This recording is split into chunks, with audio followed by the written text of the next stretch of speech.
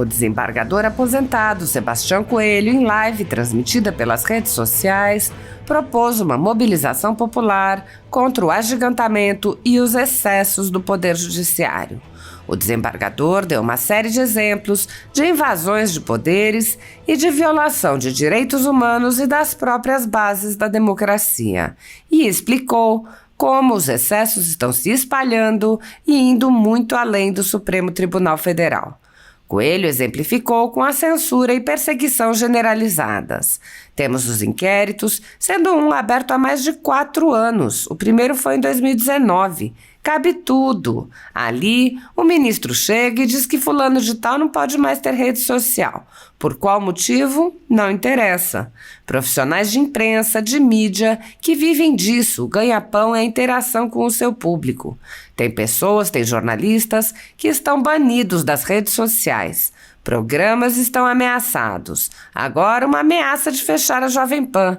Um procurador da República que foi noticiado que assinou uma tal carta democrática. São os filhotes do arbítrio do Supremo Tribunal Federal. O desembargador ponderou. Falávamos do ministro Alexandre de Moraes, mas não é só mais Alexandre de Moraes. São 9 ministros que referendavam todas as decisões de Moraes. Vai chegar o ministro Zanin e temos de dar um benefício da dúvida a ele. Ele foi um defensor implacável e eficiente para tirar Lula da prisão e viabilizar sua candidatura à presidência da República. Dentro dessa escalada autoritária do STF, chegamos ao 8 de janeiro. Quem não quebrou e viu aquilo quebrado e entrou, não pode ser responsabilizado como aquele que fez o dano. Sebastião Coelho expôs as ilegalidades nas prisões em massa a mando de Alexandre de Moraes após o 8 de janeiro. No 8 de janeiro, temos o Supremo Tribunal Federal afirmando uma competência que ele não tem.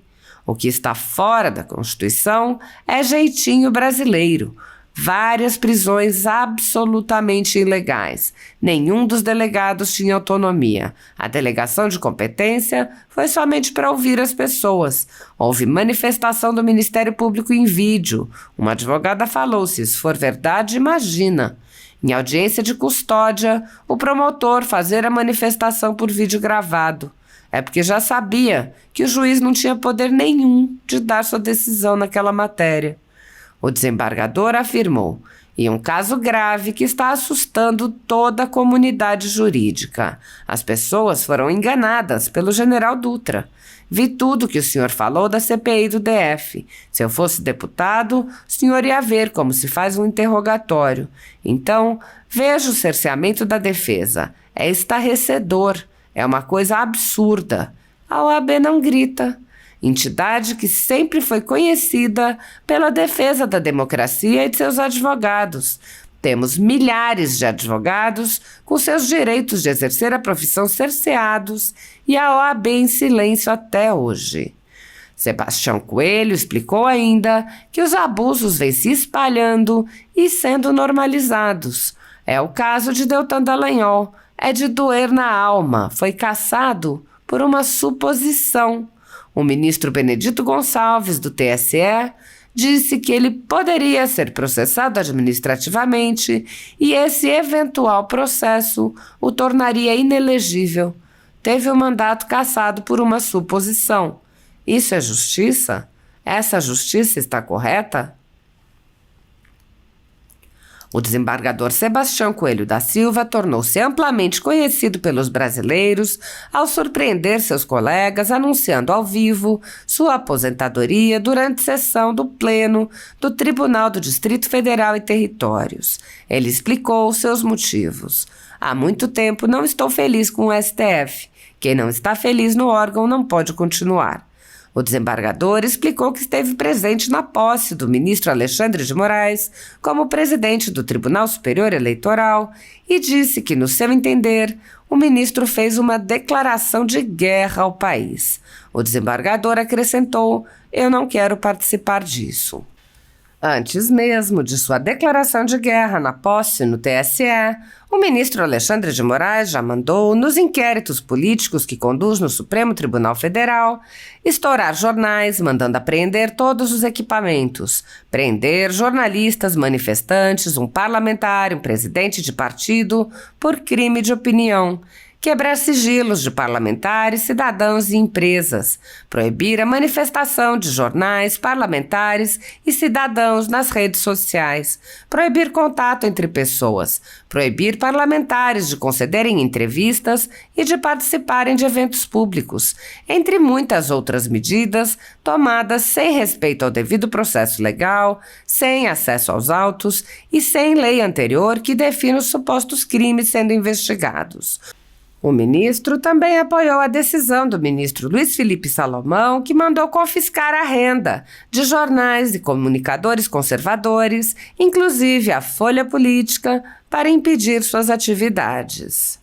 Entre os vídeos cuja renda foi confiscada pelo ministro Luiz Felipe Salomão estão transmissões de sessões do Senado Federal, da Câmara dos Deputados, da Presidência da República, do Supremo Tribunal Federal e do próprio Tribunal Superior Eleitoral, além de vídeos produzidos por políticos eleitos pelo povo, notícias pautadas pela documentalidade, pela publicidade e debates concernentes a temas relevantes para a democracia brasileira.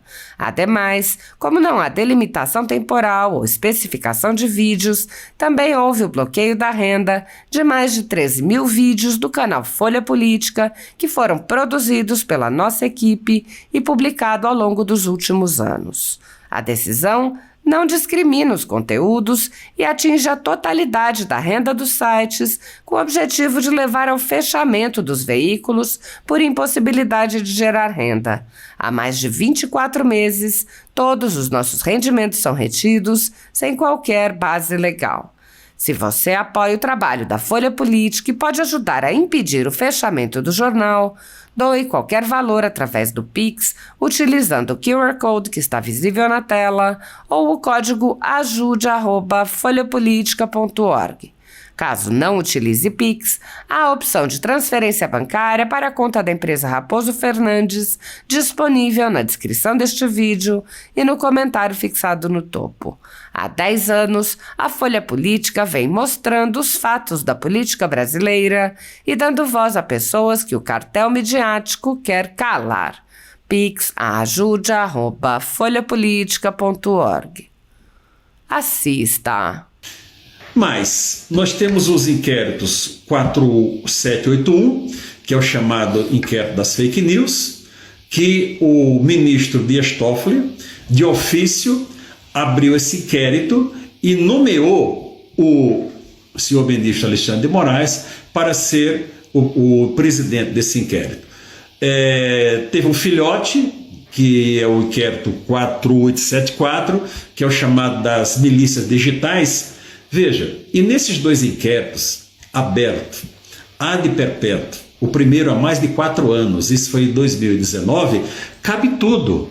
Ali o ministro chega e diz, olha, fulano de tal hoje não pode mais ter rede social. Mas por qual motivo não pode ter rede social? Não interessa, não vai ter rede social, está cancelada. Profissionais de imprensa, profissionais de mídia que vivem o ganha-pão é a interação com o seu público, não é diferente do meu caso. Eu sou um aposentado que estou aqui contribuindo para o meu país e me divertindo com vocês. Para mim aqui, cada vez que eu venho bater um papo, eu tento passar os conhecimentos de vida que adquiri ao longo desses anos. Eu tenho 68 anos de idade, mas eu não quero dar lição em ninguém, tem muitas pessoas sábias e letradas, como se diz nesse país. Eu trago uma contribuição, mas tem pessoas, jornalistas, que estão banidos das redes sociais. Programas são ameaçados. Agora mesmo vem uma ameaça de fechar a Jovem Pan. Um procurador da República, que já foi constatado que, pelo menos foi noticiado, que ele assinou uma tal carta democrática. O que é isso? Já são os filhotes, são aquelas pessoas que já passaram a ser adepto do arbítrio que é praticado, infelizmente, pelo Supremo Tribunal Federal. Há um tempo atrás, nós falávamos o seguinte: olha, o ministro Alexandre de Moraes, isso tem que ser colocado de lado, não é mais o ministro Alexandre de Moraes, é o Supremo Tribunal Federal. São 9 ministros, eram 9 ministros até a saída do ministro Lewandowski, que referendavam todas as decisões do senhor ministro Alexandre de Moraes. Hoje eles são 8, esse grupo, né? O Alexandre de Moraes mais 7. Vai chegar o ministro Zanin e nós temos que dar o benefício da dúvida ao ministro Zanin, ao cidadão, ao advogado Zanin, que assumirá um cargo no Supremo Tribunal Federal. Por quê? Porque ele foi um defensor, isso tem que ser reconhecido, um defensor implacável e eficiente para tirar o ex-presidente à época Lula da prisão e viabilizar a sua candidatura a presidente da República. Lhe concedeu o direito de ter o nome colocado à disposição da população para dizer se concordava ou não, e a maioria declarou que sim, que ele deveria ser o presidente da República. Direito esse que foi tirado do outro presidente. Nós vamos falar disso mais na frente, não é? E então, amigos, dentro dessa escalada autoritária do Supremo Tribunal Federal, nós chegamos no famoso 8 de janeiro. E o 8 de janeiro ocorreu aquela invasão dos prédios públicos lá, invasão deplorável do Supremo Tribunal Federal, cenas deploráveis, invasão do Congresso Nacional e invasão do Palácio do Planalto. Foram todos? Não. Alguns entraram, quebraram, dizem que alguns já estavam lá dentro e a CPI do Congresso, espero que apure essas verdades, porque até hoje as imagens não foram mostradas. Eu vou informar para vocês daqui a pouco, não é? Mas quem não quebrou e viu aquilo quebrado e entrou, você não pode ser responsabilizado na mesma proporção de quem praticou aquele dano qualificado ao patrimônio público, inclusive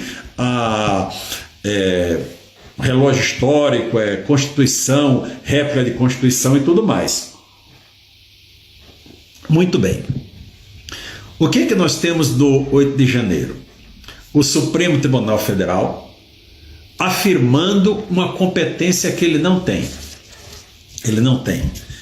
A competência do Supremo Tribunal Federal está no artigo 102, inciso 1, letra B da Constituição Federal. Fora disso, é jeitinho brasileiro. Mas é um jeitinho que não tem recurso. Se declararam competentes para fazer esses julgamentos. Várias prisões absolutamente ilegais. Veja que as prisões foram decretadas no ato que afastou o governador do Distrito Federal e determinou que fossem todos presos em flagrante, certo? Então não precisava determinar que fosse prisão em flagrante, bastava decretar a prisão preventiva de todo mundo e estava resolvido. Mas determinou a prisão em flagrante e no corpo da decisão o ministro já diz quais são os artigos e trata da lei do terrorismo. E a imprensa só tratou a todas aquelas pessoas como terrorismo. Os delegados da Polícia Federal que foram fazer as prisões em flagrante, nenhum tinha autonomia para olhar o caso concreto e dizer, não, isso aqui não tinha autonomia para isso. Não é? Depois chegaram as audiências de custódia. Isso aí é tudo público, essa parte agora é pública. A delegação de competência foi somente para ouvir as pessoas. Me contaram esses dias, uma advogada me contou ontem lá no Senado, que houve manifestação do Ministério Público em vídeo.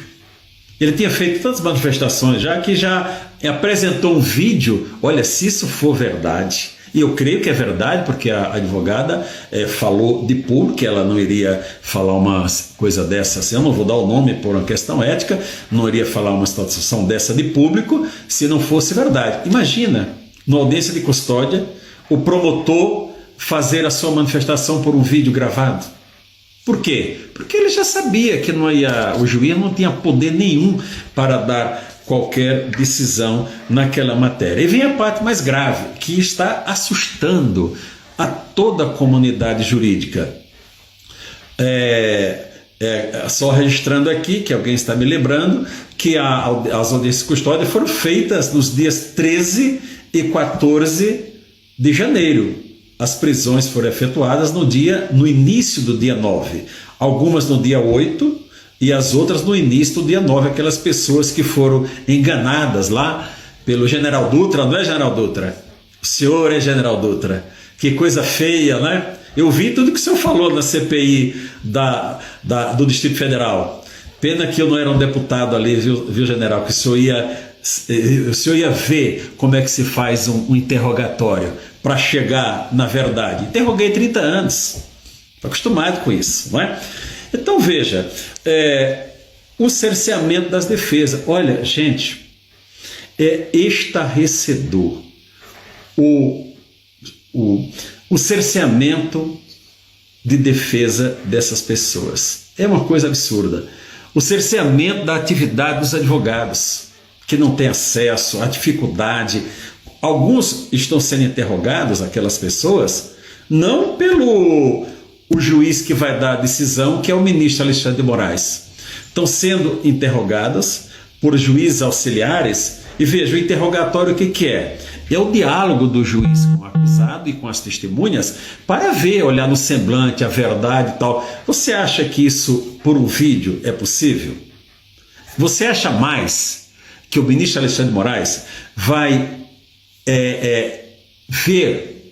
examinar os vídeos de quase 1.500 pessoas? Estou falando só dos acusados, não estou falando sequer das testemunhas, que também estão sendo ouvidas. Então, o cerceamento de defesa, ele é absoluto. E aí entra o quê? Falta entrar a Ordem dos Advogados do Brasil, que não grita a entidade que sempre foi reconhecida pela defesa da democracia e pela defesa dos seus associados. Nós temos milhares de advogados tendo os direitos de exercer a profissão cerceados e a OAB está em silêncio até hoje.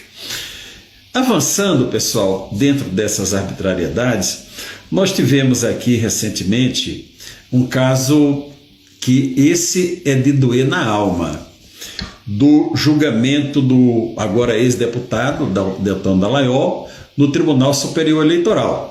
Você vai me dizer, Sebastião, mas foi no Tribunal Superior Eleitoral. O que é o Tribunal Superior Eleitoral? São 3 ministros do Supremo Tribunal Federal, 2 do STJ e 2 advogados indicados pelo Supremo Tribunal Federal. O Supremo faz a lista, encaminhado ao presidente da República, que escolhe um dali da lista. Não tem como o presidente nomear um advogado para o TSE sem haver uma lista encaminhada pelo Supremo Tribunal Federal. Foi julgado à unanimidade, cassado o mandato do deputado Deltan. Você vai dizer, Sebastião, ele não foi cassado. Cassou o registro, é a mesma coisa. Os 344 mil eleitores do Paraná que votaram em Deltan Dallagnol não tem o seu representante na Câmara dos Deputados. E por que foi cassado? Por uma suposição. O ministro, é preciso dizer os nomes das pessoas, né? O ministro Benito Gonçalves levou um voto dizendo que, olha, ele poderia ter sido processado administrativamente, né? Não é criminalmente, administrativamente, e esse eventual processo o tornaria inelegível. Então vejam, nós tivemos um cidadão brasileiro que teve um registro de candidatura e, por consequência, um mandato eletivo cassado por uma suposição. Eu pergunto a você, isso é justiça? Essa justiça está correta? É correto? Mas tem recurso para o Supremo Tribunal Federal. Ele já começa com 3 votos negativos. Aliás, ele já ingressou e o ministro Dias Toffoli, salvo engano, que é o relator, já negou a sua continuidade no mandato, não é?